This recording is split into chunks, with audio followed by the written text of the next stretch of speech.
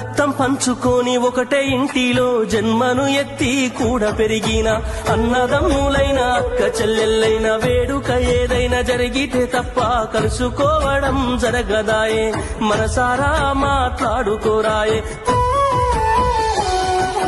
భోజనాలకు గంట ముందు వచ్చి పని ఏదో ఉందన్న సాకుతోటి మొక్కువడిగా భోజనం అయిన వెంటనే ఉంటామంటూ వెళ్లిపోవుడాయే కనతల్లిదండ్రులను పలకరించే తీరిక లేని సంపాదనాయే కనతల్లిదండ్రులను పలకరించే తీరిక లేని సంపాదనాయే ఆనాటి ప్రేమలు ఏమాయరో బంధాలు బంధుత్వమెటుబాయరా డబ్బు బంధాలే మిగిలేనురో మనుషులే దూరమయ్యేనురా